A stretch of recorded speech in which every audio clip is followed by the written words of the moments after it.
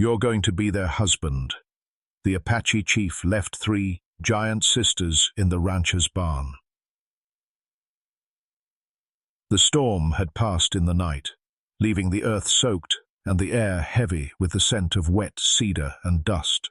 Fog lay across the pasture like a worn-out blanket, and the sky was that pale, quiet grey that comes just before the sun claws its way through. The old windmill creaked lazily in the distance, its voice softer than usual, like even it didn't want to disturb the morning. Elias Boone stepped out of the cabin, boots sinking a little into the damp ground. His eyes were lined from too many sunrises, too many losses. 45 and alone, he had no one to talk to except his horse, a scarred mare named Widow, and the cows, who never listened. He carried a tin mug of black coffee, no sugar. Sugar was for celebrations. There hadn't been any lately. The barn loomed ahead, its slanted roof dripping quietly. One of the doors was slightly open. Strange. He always latched it tight. Coyotes had been sniffing around. He set the mug down on the porch rail, hand brushing the old rifle resting nearby, but didn't take it. Just his knife in his boot, just in case. He walked slow, boots crunching gravel. As he approached the barn, something in the air shifted. Not sound. It was quieter than quiet, but a feeling, like someone was holding their breath nearby. He pushed the door open, and his step stopped cold. Inside, dim morning light filtered through the slats. The scent of hay and animal musk hung thick.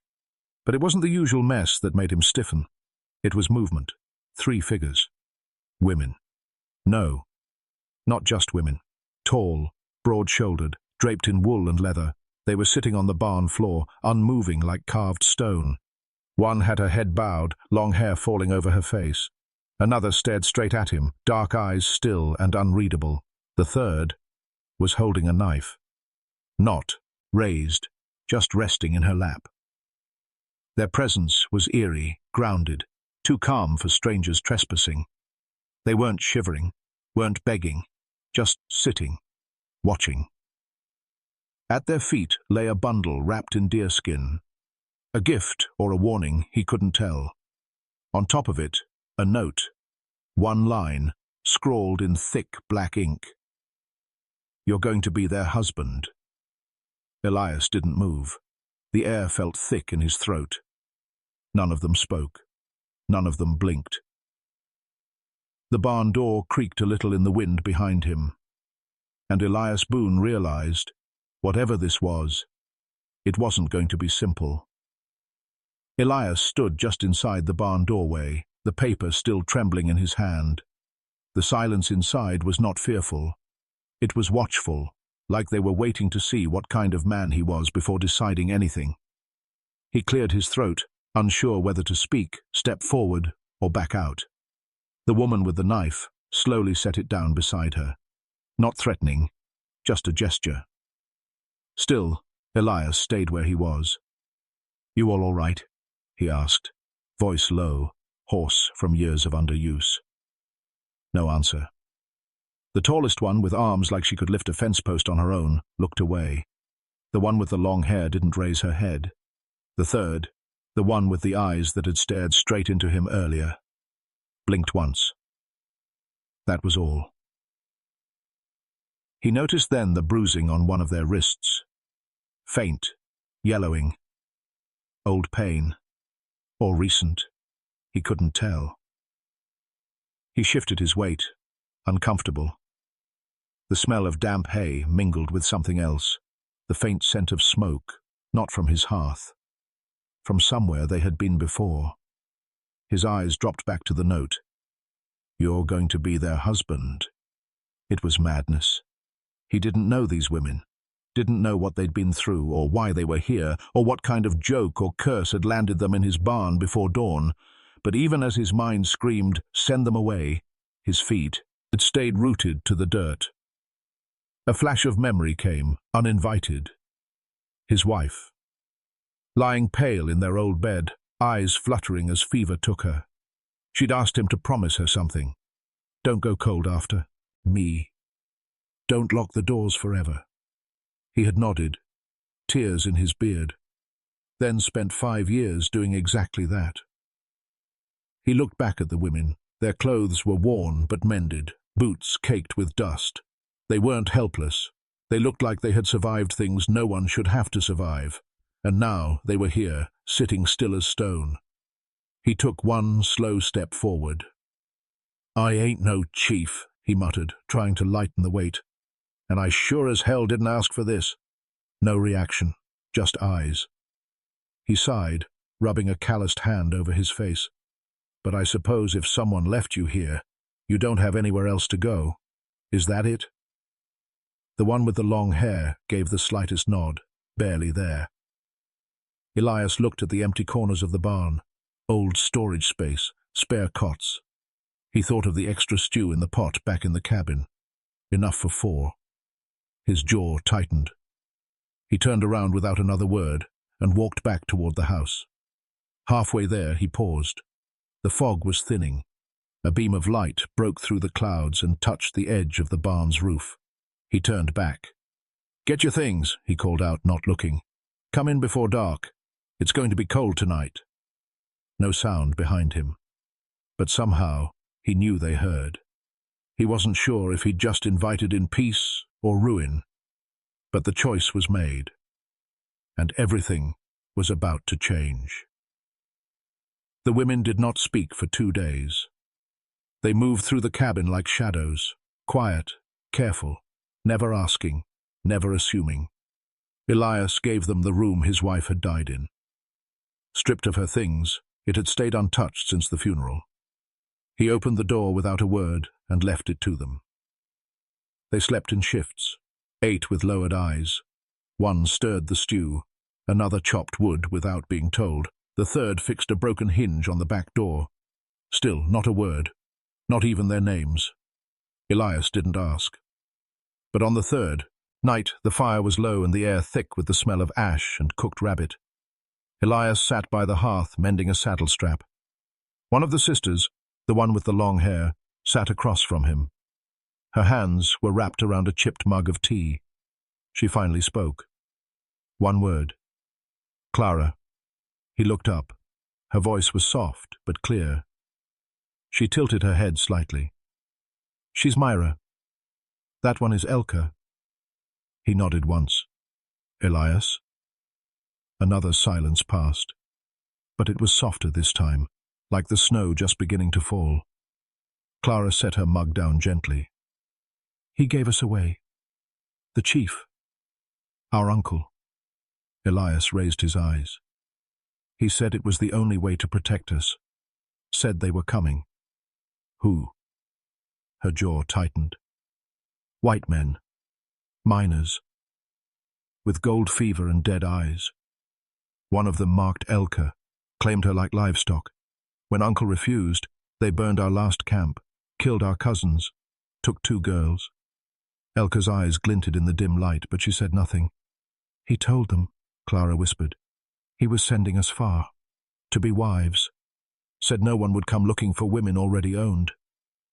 Myra spoke next, voice sharp. "So now we are yours.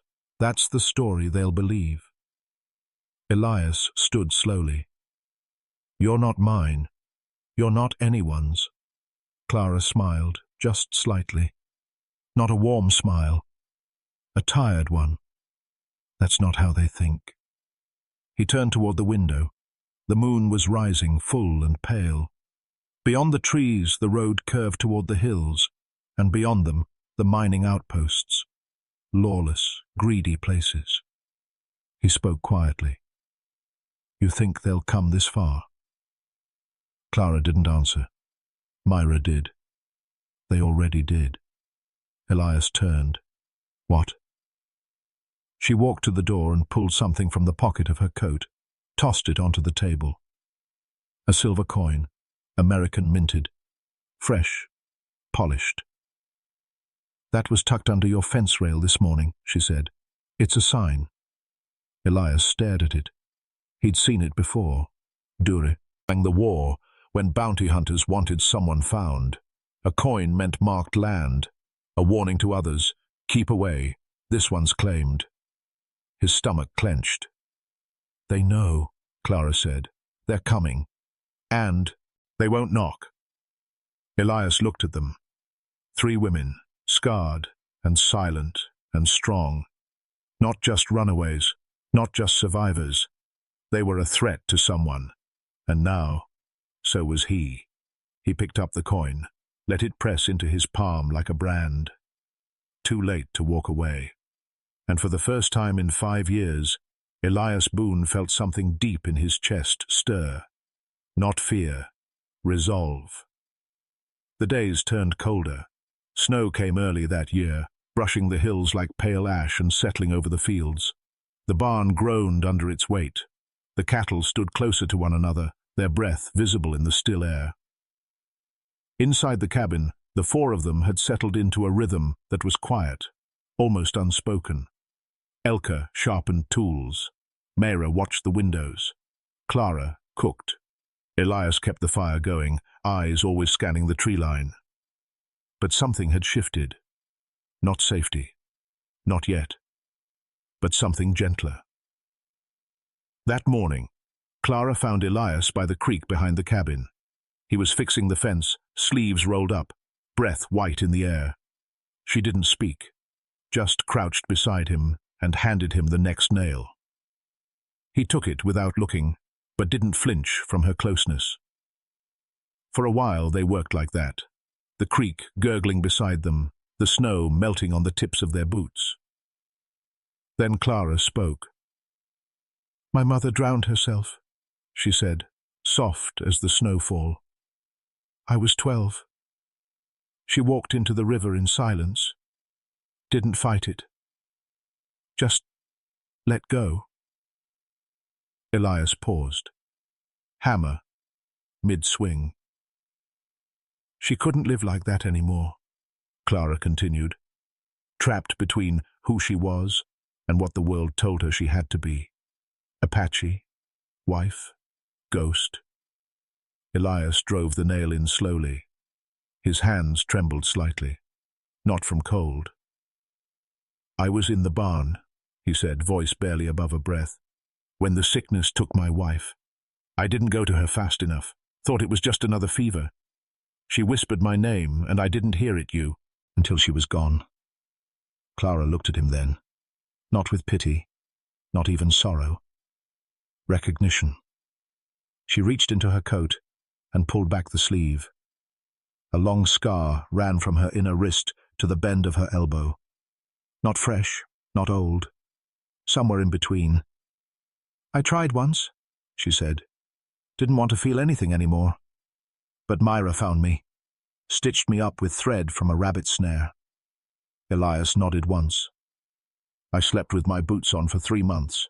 Thought if I kept moving, I wouldn't hear her voice in the walls." They sat in silence after that. No lessons, no promises. Just truth, shared and accepted. The sun was rising now, casting a pale light over the hills, the kind that makes snow glow from within. Elias stood slowly, offered her a hand. Clara took it. Her fingers were calloused, strong, but her grip trembled slightly. He didn't let go until she steadied. Back at the cabin, Elka and Mayra were already preparing breakfast. Smoke curled from the chimney. Before heading back, Elias spoke one more time. "You're not mine," he said gently. "But you're not alone here, either."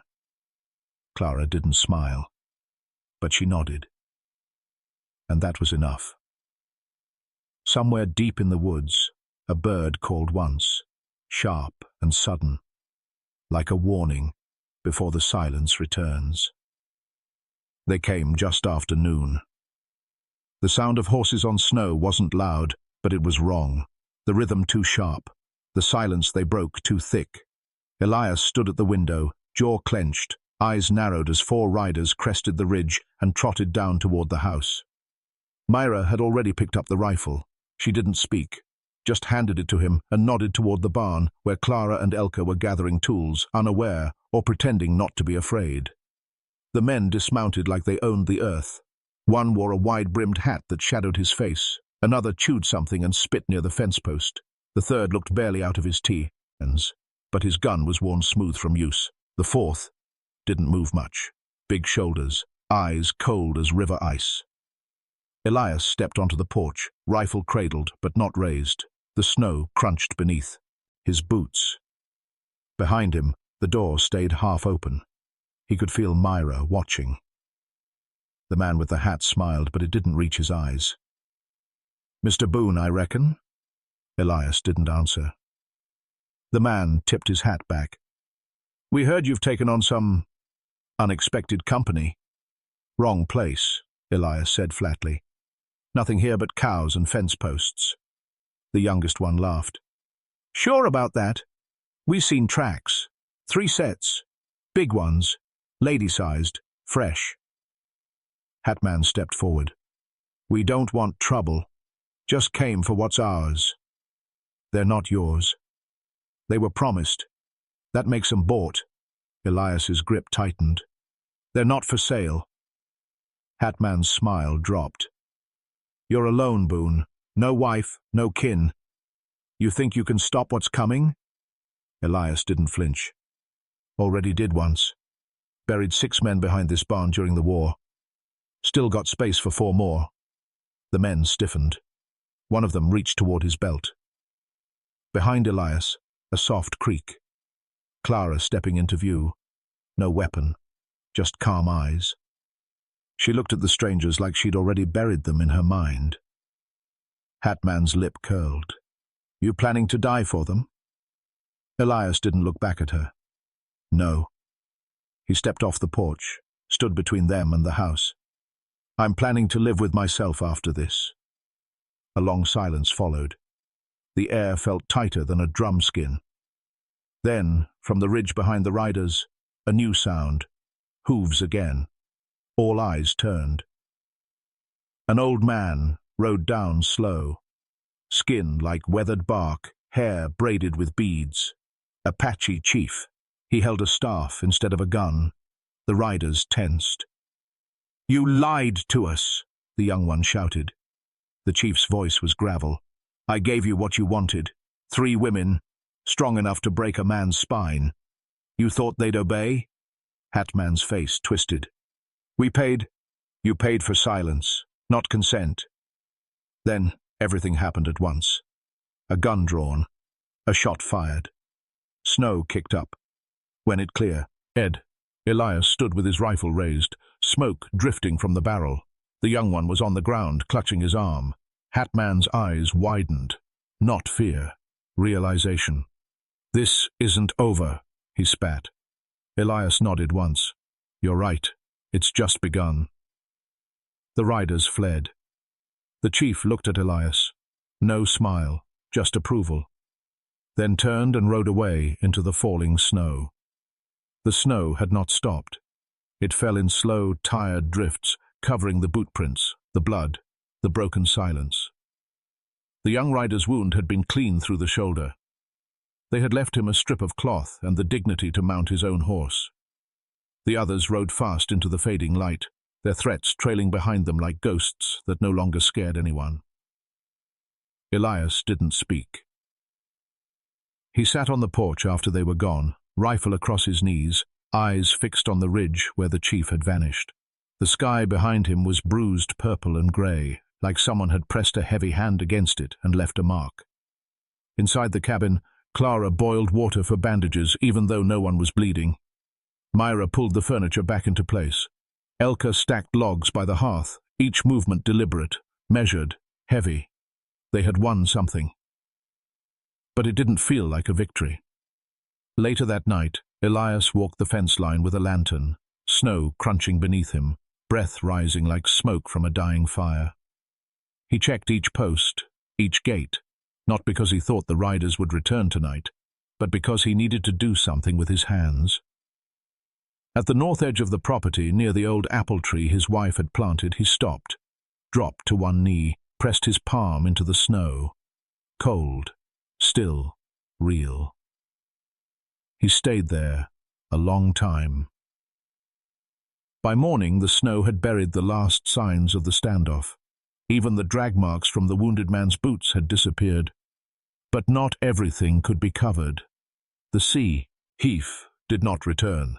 No word, no sign, just the echo of his final look.